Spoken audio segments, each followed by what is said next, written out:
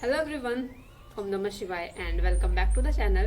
आई hope कि आप सभी ठीक होंगे और अपना भी ध्यान रख रहे होंगे। और रनिंग तो आप सभी की चल रही होगी अच्छे से, लेकिन अभी फिलहाल अपनी स्टडी भी स्टार्ट कर दो।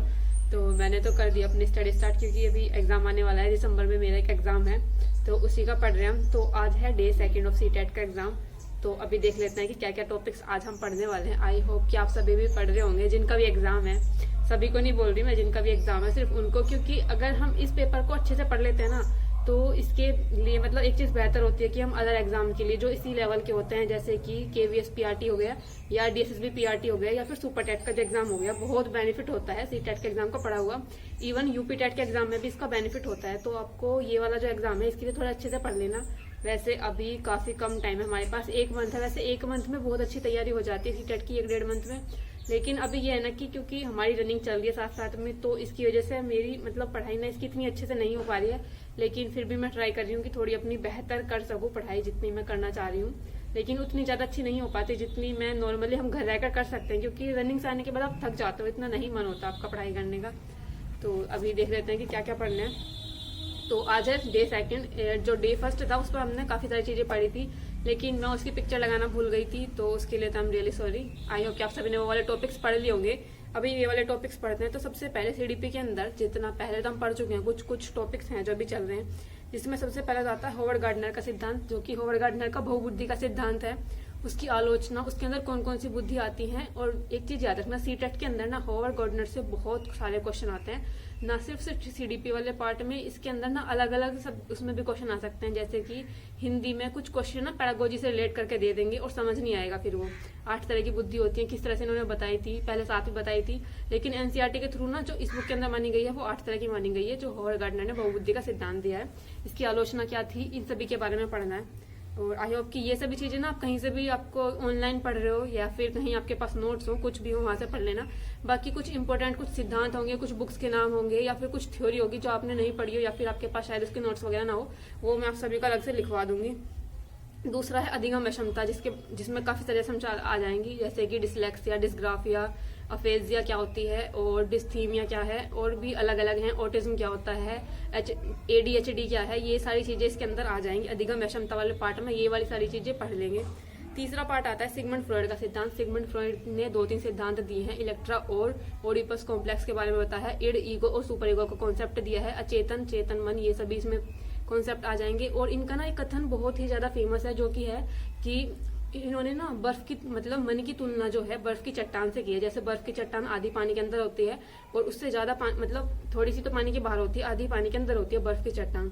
तो उसी से इन्होंने मन की तुलना की है। ये वाला स्टेटमेंट इनका ना पूछ लिया जाता है काफी बार, तो इनका ये वाला ध्यान रखना है। और सिगमंड फ्रॉइड का सिद्धांत ना इम्पोर्टेंट है, इनका ये वाला सिद्धांत इम्पोर्टेंट है। एक इनका वो भी है, मतलब इसी सिद्धांत के ना अलग अलग नाम है, अगर आपको पता नहीं होगा तो मैं बता दूंगी। ये वाला सिद्धांत इंपॉर्टेंट है। फिर आता है मैकडोगल का सिद्धांत।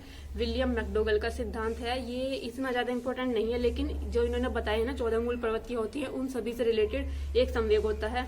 तो 14 मूल प्रवृत्ति से रिलेटेड 14 ही संवेग हो जाएंगे। तो इनका जो ये सिद्धांत है ना, इसमें सिर्फ हमें संवेग याद रखने होते हैं, तो इतना ज्यादा कुछ इंपॉर्टेंट नहीं है, लेकिन थोड़ा सा पढ़ लेंगे। तो इसमें सबसे ज्यादा जो इंपॉर्टेंट था हॉवर्ड गार्डनर का सिद्धांत और सिगमंड फ्राइड का सिद्धांत, ये 2 सिद्धांत बहुत इंपॉर्टेंट है। और अधिगम अक्षमता में डिसलेक्सिया, ये सारी चीजें ना बहुत बार पूछी जाती है। डिसलेक्सिया क्या है, डिस्ग्राफिया क्या है, डिस्कैल्कुलिया क्या है, ये सारी चीजें से मतलब मैथ के अंदर भी और हिंदी और इंग्लिश के अंदर भी क्वेश्चन आ जाते हैं, तो ये वाला पढ़ लेना। फिर उसके बाद आता है हिंदी वाला पार्ट। हिंदी वाले पार्ट में भाषा के सिद्धांत, बहुत सारे भाषा के सिद्धांत होते हैं। सिखाने के की, अनुकरण का सिद्धांत, परिपक्वता का सिद्धांत और भी बहुत सारे हैं, मतलब ठीक है। और उसके बाद आता है लेखन के प्रकार, इसमें भी पूछ लिया जाता है अनुलेख, सुलेख, इस तरह के श्रुति लेख, मतलब सुनकर लिखना, इस तरह से कि लेखन के कितने प्रकार हैं। फिर शिक्षण के सूत्र काफी सारे होते हैं और इस पर रिलेटेड ना क्वेश्चन दे दिया जाता है। एक सिचुएशन दे दी जाएगी कोई बड़ी सी की इस तरह से एक टीचर क्लास में आ रही है और बच्चों को इस तरह से पढ़ा रही है कि पहले उन्होंने रियल चीजों का एक्सपीरियंस कराया, उसके बाद उन्होंने फॉर्मूला निकाल के दिया। तो ये किस शिक्षण सूत्र के अंतर्गत आता है। इस तरह के क्वेश्चन बनते हैं सीटेट के अंदर, मतलब जो डीप लेवल के होते हैं, जो बिल्कुल एकदम आपकी अंडरस्टैंडिंग बेस होंगे, जो आपने अच्छी तरह पढ़ रखा होगा, तभी निकलते हैं इस तरह के। फिर आता है भाषा शिक्षण के सिद्धांत कौन कौन से हैं, जिसमें भी काफी सारे सिद्धांत आ जाएंगे।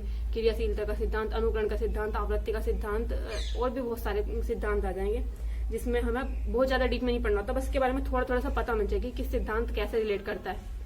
तो हिंदी के अंदर ये हो जाएगा। मैथ्स के अंदर थोड़ा सा, मैथ्स का ना अलग से पोर्शन नहीं है। मैथ्स को मतलब मैथ्स के अंदर जो मैथ्स की पेडागोजी है 15 नंबर की, वो कुछ बहुत ज्यादा नहीं है, वो थोड़ी सी है, उसको आराम से पढ़ लेंगे। तो मैथ्स के अंदर ही पढ़ लेंगे पोर्टफोलियो वाला पार्ट। पोर्टफोलियो क्या होता है, किस तरह से यूज होता है और मतलब क्या क्या इसका बेनिफिट है, ये चीज। इसके बाद आता है ईवीएस वाला पार्ट। तो ईवीएस वाले पार्ट के अंदर जिसमें हम अलग अलग चित्रकला के बारे में पढ़ेंगे कि नागोफन कहाँ बनाई जाती है और मधुबनी कहाँ की पेंटिंग है, और भी बहुत सारी होती है। महाराष्ट्र की भी है काफी फेमस, मुझे नाम याद नहीं है, वर्ली चित्रकला। तो जितने भी चित्रकला है ना, सभी के बारे में पढ़ लेना। देखो मैं यहाँ पर तो हर एक के बारे में नहीं लिख सकती कि कौन कौन सी है, तो हर एक के बारे में पढ़ लेना। चित्रकला वाला पार्ट ना बहुत इंपॉर्टेंट है, अच्छे खासे क्वेश्चन आ जाते हैं कभी कभी इस वाले पार्ट से। इसके बारे में निपेंथिस, जिसको घटपर्णी बोलते हैं, मेघालय वाली साइड में पाया जाता है, मतलब उत्तर पूर्व के जो राज्य है वहाँ पर पाया जाता है। इसके बारे में पढ़ लेना कि कैसे, मतलब किस तरह से यूज होता है, क्या साउंड यूज करता है या फिर स्मेल यूज करता है उनको आकर्षित करने के लिए, कीड़े मकोड़ों को। फिर तीसरा पार्ट आता है मलेरिया का। मलेरिया के परजीवी की खोज किसने की थी, मलेरिया के डॉक्टर रोनाल्ड रोस। और इस तरह से इसके मलेरिया के लिए कौन सी दवाई यूज होती है, कौन से पेड़ की छाल यूज होती है, ये सब पढ़ना है। उसके बाद पश्मीना बकरी के बारे में पढ़ना है, और पश्मीना सोल कैसे बनती है, किस तरह से उसका यूज होता है, ये सारी चीजें ईवीएस वाले पार्ट में आ जाएंगी। इसके बाद आती है इंग्लिश वाला पार्ट, और इंग्लिश में भी इतनी ज्यादा पैडागोजी नहीं है। इंग्लिश वाले पार्ट में टेल क्वेश्चन के बारे में थोड़ा सा पढ़ लेंगे कि क्या होते हैं, एनेक्डोट्स क्या होते हैं, होमोनिम क्या है, होमोफोन क्या होता है, होमोग्राफ्स क्या होते हैं। और इनमें से अगर आपको कोई सी भी टर्म के बारे में ना पता हो ना कि एनेक्डोट क्या है, होमोनिम या होमोफोन, होमोग्राफ क्या है, तो कमेंट कर देना, मैं बता दूंगी। और लैंग्वेज का सिमेंटिक एक्सपर्ट क्या होता है और फोनेटिक एक्सपर्ट क्या है, ये सभी के बारे में इंग्लिश वाले पार्ट में पढ़ लेंगे। तो फिलहाल तो इतना ही है जिसके बारे में हमें सीटेट के लिए इसमें पढ़ना है। तो एक बार मैं आपसे अपने नोट्स दिखा देती हूँ। ये सभी चीज ना यहाँ पर आपको लिखी हुई ऐसी लग रही है जैसे कितनी ज्यादा है ये, लेकिन बहुत ज्यादा पार्ट नहीं है ये, थोड़ा थोड़ा सा करके मैंने इनका लिख रखा है। बाकी इसके अदर तीन, देखो ये तीन तो है मेरे पास जो नोट्स हैं, ये 3 नोट्स पढ़ने हमें। और उसके बाद 2 बुक्स हैं मेरे पास जिनके अंदर सिर्फ प्रीवियस ईयर्स हैं, तो 2 बुक्स पढ़नी है। और थोड़ा सा कुछ चीजें ऑनलाइन भी करनी है। ऑनलाइन मुझे मतलब अलग से मुझे ऑनलाइन कॉन्सेप्ट नहीं पढ़ने हैं, ऑनलाइन सिर्फ मैं प्रैक्टिस करूंगी, जो कि हिमांशी मैम अपने चैनल पर लेट्स लर्न पर कराती हैं प्रैक्टिस, जो डेली मैम क्वेश्चन कराती है ना, सिर्फ उनकी प्रैक्टिस करती हूँ ये कुछ पढ़ने के बाद। तो ऑनलाइन वहां से प्रैक्टिस होती रहेगी। बुक्स ये हैं, बुक्स मेरे पास 2 बुक्स हैं, और कुछ अलग से नोट्स भी हैं जो कि मतलब हैंड रिटन नोट्स नहीं है, वो नोट्स हैं जो हम पीडीएफ से निकलवा लेते हैं। जैसे टेलीग्राम पर किसी ने पीडीएफ डाल रखी है तो वहां से निकलवा लेते हैं, इस तरह के वो नोट्स हैं। बाकी कुछ इंपॉर्टेंट चीजें मैं आप सभी को लिखवा दूंगी। और मुझे सिर्फ ऑनलाइन कहीं से अच्छे से मॉक टेस्ट नहीं मिले सीटेट के लिए, क्योंकि आरडब्ल्यू पर भी मैंने देखा सीटेट के ज्यादा मॉक टेस्ट नहीं है, आई थिंक 1 या 2 ही मॉक टेस्ट थे। तो मुझे ऑनलाइन कहीं ज्यादा मॉक टेस्ट इसके मिले नहीं है। नहीं तो मैं सोच रही थी कि हम Sunday to Sunday mock test लगा लिया करेंगे। तो अभी मॉक टेस्ट तो ज्यादा नहीं मिले, लेकिन मेरे पास बुक्स हैं तो इन्हीं बुक से ही पढ़ लेंगे। तो इतनी चीजें थी। अभी मैं थोड़े से आप सभी को दिखा देती हूँ कैसे नोट्स हैं। बहुत ज्यादा ऐसा भी नहीं कि डीप में पढ़ना है, लेकिन जो भी चीज आप पढ़ रहे हो उसको ना ऐसा पढ़ लेना कि अगर उसके थ्रू कोई अंडरस्टैंडिंग वाला क्वेश्चन बनता है तो उस क्वेश्चन को हम बना पाए।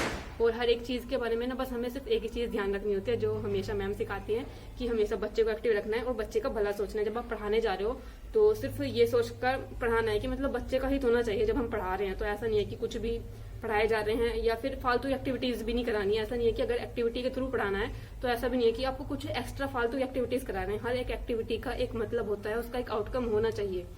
तो इस तरह से करेंगे पढ़ाई। फिलहाल मैं आप सभी को दिखा देती हूँ, मैं जो जो टॉपिक्स मैंने आप सभी को बताए हैं कि कैसे कैसे मेरे पास ये लिखे हुए हैं। कुछ इंपॉर्टेंट होगा तो मैं आप सभी को बता दूंगी।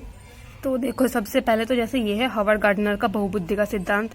इसमें इस तरह के हैं, इनकी एक बुक्स भी थी, इनकी बुक का नाम था friends of mind the theory of multiple intelligence. इनकी एक बुक भी थी है, और जो इन्होंने 8 क्षेत्रों में बुद्धि को विभाजित किया, ये सभी ये हैं। और इनके सिद्धांत की जो आलोचना की है ये है।